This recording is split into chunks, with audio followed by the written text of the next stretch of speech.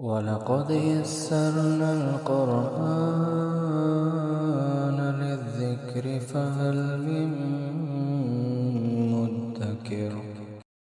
السلام عليكم ورحمة الله وبركاته. கணியத்திற்குரிய எல்லாம் வல்ல அல்லாஹ்வின் நல்லடியார்களே,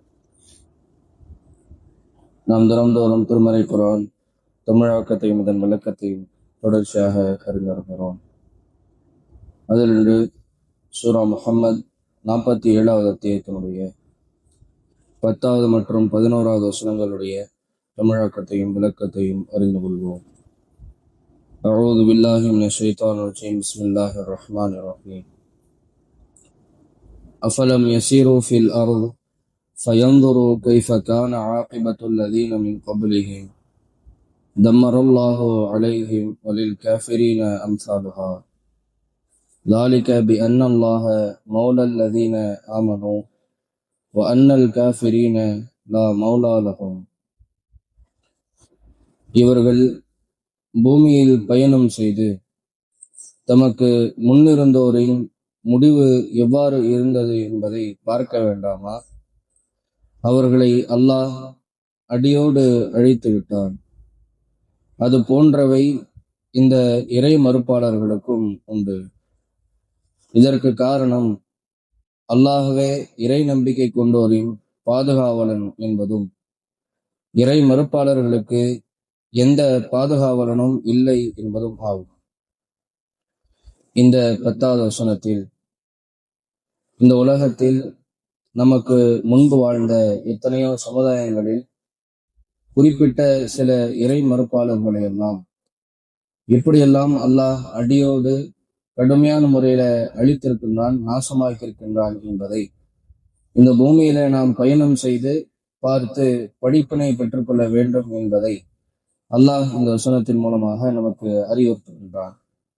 அதாவது அல்லாஹுடைய வேதனை என்பது, அல்லாஹுடைய கடுமையான கோபம் என்பது எவ்வளவு உச்சகட்டமாக இருந்தது என்பதை கடந்த காலத்தில் இதற்கு முன்பாக அடியோடு அழிக்கப்பட்ட சமுதாயத்தவர்களை பற்றி அவர்கள் வாழ்ந்த அந்த வசிப்பிடங்களை நோக்கி நாம் சென்று அதன் மூலமாக படிப்பினை பெற்றுக்கொள்ள வேண்டும், அல்லாஹுடைய அதாபை நாம் தெரிந்து கொண்டு அல்லாஹுடைய அச்சத்தை வளர்த்து கொள்ள வேண்டும் என்பதைத்தான் இந்த வசனத்தின் மூலமாக அல்லாஹ் நமக்கு சுட்டி காட்டுகின்றான். உதாரணத்திற்கு இதற்கு முன்பு வாழ்ந்த எத்தனையோ பல சமுதாயத்தினர்கள், சாலிஹ் அலைஹிஸ்ஸலாம் அவர்களுடைய சமுதாயத்தினர்கள், ஹூத் அலைஹிஸ்ஸலாம் அவர்களுடைய சமுதாயத்தினர்கள், லூத் அலைஹிஸ்ஸலாம் அவருடைய சமுதாயத்தினர்கள், நூஹ் அலைஹிஸ்ஸலாம் அவருடைய சமுதாயத்தினர்கள், இப்படி பல்வேறு தூதர்களுக்கு அனுப்பப்பட்ட அந்த சமுதாயத்தினர்கள் கடுமையான முறையில அல்லாஹ்வை பிரதானமாக இணை வைத்த காரணத்தினால, அல்லாஹ்விற்கு ஷிர்க் வைத்த காரணத்தினால, அல்லாஹ்வுடைய கோபத்தை சம்பாதித்த காரணத்தினால் அவர்கள் அழிக்கப்பட்டிருக்கிறார்கள். பிரதானமாக இந்த ஷிர்க் அவர்களிடத்துல இருந்திருக்கிறது. இன்ன பிற பாவங்களும் அந்த சமுதாயத்தவர்களிடத்துல ஒவ்வொரு சமுதாயத்தவர்களிடத்திலும் ஒவ்வொரு பாவங்கள் தலை தூக்கி இருந்தது. லூத் அலைஹிஸ்ஸலாமுடைய சமுதாயத்தினர்களிடத்துல ஓரினை சேர்க்கை தலை தூக்கி இருந்தது. அதற்காக வேண்டியவர்கள் குறிப்பிட்ட காலம் வரைக்கும் அவகாசம் அளிக்கப்பட்டார்கள். திருந்தாத காரணத்தால் ஒரேடியாக அவர்கள் கல்மழை பொழிவிக்கப்பட்டு வானவர்களால் கடுமையான முறையில அல்லாஹ் அவர்கள் மீது இறங்கி அவர்கள் அழிக்கப்பட்டார்கள். அதே மாதிரி சாலிஹ் அலைஹிஸ்ஸலாமுடைய சமுதாயத்தினர்களுக்கு ஒட்டகத்தை அல்லாஹ் ஒரு சிறப்பாக, ஒரு அதிசயமாக, அற்புதமாக கொடுத்திருந்தால் அந்த ஒட்டகத்திற்கு சரியான முறையில மரியாதை அவர்கள் செலுத்தாத காரணத்தினால் அந்த ஒட்டகத்தை அவர்கள் கொன்று குவித்த காரணத்தினால அவர்கள் அழிக்கப்பட்டார்கள். இப்படி ஒவ்வொரு சமுதாயமாக கடுமையான முறையில அழிக்கப்பட்டிருக்கின்றார்கள். அந்த வரலாற்று செய்திகளை எல்லாம் அல்லாஹ் திருமறை குர்ஆனிலும் குறிப்பிட்டு காட்டுகின்றான். ஆனாலும் அந்த குர்ஆன் சொல்லக்கூடிய செய்திகளை நாம் தெரிந்து இறையச்சத்தை வளர்த்துக் கொள்வதோடு அந்த சம்பவ இடங்களுக்கு நாம் சென்று அந்த படிப்பினைகளை பெற்றுக்கொள்வோமேயானால் அது நமக்கு சற்று கூடுதல் இறையச்சத்தை பெற்றுத் தரும். அதைத்தான் அல்லாஹ் இந்த வசனத்துல குறிப்பிட்டு காட்டி, இது மாதிரி பல சமுதாயத்தினர்கள் அழிக்கப்பட்டிருக்கிறார்கள், நீங்க இந்த மக்கள் பூமியில பயணம் செஞ்சு பார்க்க வேண்டாமா என்று அல்லாஹ் சொல்லி காட்டிவிட்டு இறுதியாக அல்லாஹ் இந்த வசனத்துல என்ன சொல்லி காட்டுகின்றார் என்றால், இது மாதிரி யாரெல்லாம் இறை மறுப்பாளர்களாக காஃபிர்களாக இருக்கின்றார்களோ அவர்களுக்கு இது மாதிரியான உதாரணங்களும் இருக்கத்தான் செய்கிறது. இந்த உலகத்துல இப்போ யாரெல்லாம் இந்த மாதிரியான காஃபிர்களாக அல்லாஹ்வுடைய கோபத்தை சம்பாதிக்கக்கூடிய அந்த காரியங்களை செய்யக்கூடியவர்களாக அல்லாஹுக்கு மாறு செய்யக்கூடியவர்களாக யார் இருக்கின்றார்களோ அவர்களுக்கும் இது மாதிரி அல்லாஹ் நிகழ்த்துவதற்கு அல்லாஹ் சக்தி படைத்தவன் தான், வல்லமை படைத்தவன் தான் என்பதை அல்லாஹ் எச்சரிக்கை சொல்லி காட்டுகின்றான்.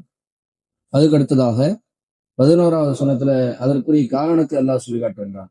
இது மாதிரி ஏன் இந்த காஃபிர்கள் அழிக்கப்பட்டார்கள், அல்லாஹுடைய கோபத்திற்கு உள்ளானார்கள் என்றால் ஒரே ஒரு காரணம்தான்.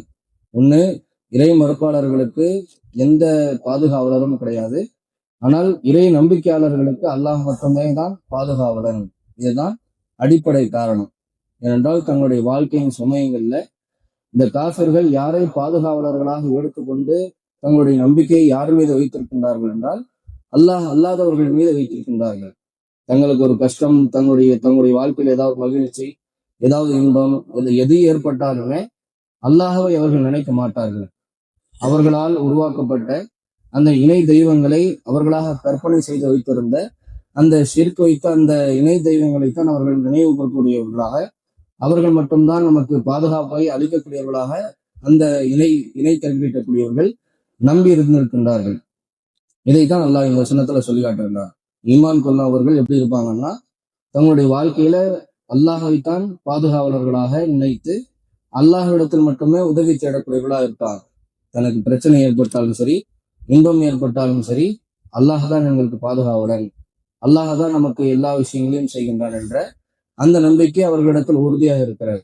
ஆனால் காஃபிர்கள் அப்படி இல்லை.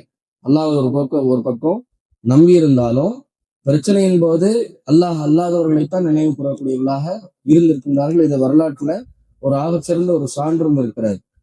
உஹது போர்க்களத்துல ரசூல் அவர்கள் எதிரிகளை சண்டியிட்டுக் கொண்டிருக்கின்றார்கள். அப்போ எதிர்கூட்டத்தை சார்ந்திருக்கின்ற அப்போ இஸ்லாத்தை ஏற்றுக்கொள்ளாத அபு சுஃபியான் அவர்கள் கடுமையான முறையில ஒரு சில கேள்விகளை தொடர்ச்சியாக கேட்டுக்கொண்டே இருக்கிறாங்க. நம்ம கூட்டத்துல பத்ர் போர்க்களத்தை நம்ம தோல்வி அடைஞ்சிட்டோம், அதற்கு பதிலாக இந்த உஹது போர்க்களத்தை சந்திச்சிருக்கிறோம். உங்க கூட்டத்துல உமர் இருக்கிறாரா, அபூபக்கர் உயிரோடு இருக்கிறாரா, முகமது உயிரோடு இருக்கிறாரா என்று கடுமையான முறையில பேசிவிட்டு அதற்கு யாருமே பதிலளிக்காமல் இருந்த காரணத்தினால எங்களுடைய உபல் கடவுள் தான் மேலோங்கி விட்டார். இது மாதிரியான கருத்தை அந்த அபு சுஃபியான் அப்போ சொல்லிட்டு இருக்கிறார். இதை கேட்ட ரசூல்லா அவங்க சஹாபாக்களிடத்துல சொல்லி பார்க்கிறாங்க. அல்லா துஜீபுலி லஹு, இந்த அபு சுஃபியானுக்கு நீங்க பதில் சொல்ல மாட்டீங்களா, இவ்வளவு கடுமையான வார்த்தையில பேசிட்டு இருக்கிறாரு, நீங்க அவருக்கு பதில் சொல்ல மாட்டீங்களான்னு கேட்டுட்டு அப்போ சஹாபாக்கள் கேட்கிறாங்க, அல்லாஹ்வுடைய தூதரே நாம அவருக்கு என்ன பதில சொல்றது அப்படின்னு கேட்கிறப்போ, அல்லாஹ் எங்களுக்கு பாதுகாவலனாக இருக்கிறான் என்று நீங்கள் சொல்லுங்கள். அல்லாஹ் மௌலானா லா மௌலா லஹும், உங்களுக்கு உவல் இருக்கிறாருன்னா எங்களுக்கு அல்லாஹ் ரப்புல் ஆலமீன் தான் பாதுகாவலன். உங்களுக்கு எந்த விதமான பாதுகாவலும் அல்லாஹுக்கு இருக்கின்ற சக்தியை போல, அல்லாஹுக்கு இருக்கின்ற ஆற்றலை போல அல்லாஹ் மாதிரியான பாதுகாவலன் உங்களுக்கு யாருமே கிடையாது என்று அவருக்கு நீங்கள் பதில் சொல்லுங்க அப்படின்னு சொல்லி ரசூல்லா அவர்கள் அந்த சமயத்துல சஹாபாக்கள் சொல்லி கொடுத்ததாக அந்த மாதிரியான பதிலை, சரியான பதிலடியை அந்த காஃபிர்களுக்கு அப்பவே சொல்லி அல்லாஹுடைய தூதர் அவர்கள் சொல்லி காட்டுற செய்தி சஹீல் புகாரியில பதிவு செய்யப்பட்டிருக்கிறார். இதுதான் இந்த வசனத்துல அல்லாஹ் சொல்லி காட்டுகிறார். காஃபிர்கள் ஏன் அழிக்கப்படுறாங்கன்னா, அவர்கள் ஏன் அல்லாஹுடைய கோபத்தை சம்பாதிக்கிறாங்கன்னா, தங்களுடைய வாழ்க்கையில அல்லாஹ் அல்லாதவர்களைத்தான் நினைத்து பார்க்கிறாங்க. அது ஷிர்கில தான் அவர்கள் மூழ்கி இருப்பார்களே தவிர அல்லாஹின் மீதான அந்த சரியான ஈமானிய நம்பிக்கை அவர்களிடத்தில் இருக்கார். எனவேதான் அவர்கள் கடுமையான முறையில் அழிக்கப்படுகின்றார்கள், அல்லாஹுடைய கோபத்திற்கு உள்ளாகின்றார்கள் என்று அல்லாஹ் சொல்லி காட்டுகின்றார். இதிலிருந்து நாம் பெற வேண்டிய படிப்பினை, நாம் அல்லாஹைத்தான் உறுதியான முறையில நம்ப வேண்டும். அல்லாஹை களப்பற்ற முறையில, அல்லாஹுக்குரிய ஆற்றல் அல்லாஹுக்கு மட்டும்தான், அல்லாஹ் அல்லாதவர்களுக்குரிய எந்த விதமான இணை தெய்வங்களும் கிடையாது. அந்த சக்தி, அந்த வல்லமை அல்லாஹுக்கு மட்டும்தான், வேறு யாருக்கும் எதற்கும் கிடையாது என்கிற ஷிர்க் இல்லாத அந்த ஈமானிய நம்பிக்கை நம்மிடத்தில் இருந்தால் மட்டும்தான் அல்லாஹ்வுடைய பாதுகாப்பு நமக்கு கிடைக்கும். எப்போ இந்த சரியான நம்பிக்கையிலிருந்து நாம் தடம் புரண்டு ஷிர்க்கை நோக்கி, ஷிர்க்கினுடைய சாயலை நோக்கி நாம் போறோமோ, அதுதான் காஃபிர்களுடைய பாதை. அந்த காஃபிர்களுடைய பாதை தான் இந்த உலகத்துல அல்லாஹ்வுடைய அதாபை பெற்றுத்தரும் என்பதை இந்த வசனத்தின் மூலமாக பெற்று நம்முடைய ஈமானிய நம்பிக்கையில ஷிர்க் இல்லாத நம்பிக்கையாக நாம் உருவாக்கி கொண்டு அத்தகைய ஈமானிய நம்பிக்கையை நோக்கி பயணிக்கக்கூடியவர்களாக நாம் இருக்க வேண்டும். இன்ஷா அல்லாஹ் தொடர்வோம். சுப்ஹானல்லாஹி வ பிஹம்திஹி, அஷ்ஹது அல்லா இலாஹா இல்லா அன்த, அஸ்தக்ஃபிருக்க வ அத்தூபு இலைக்.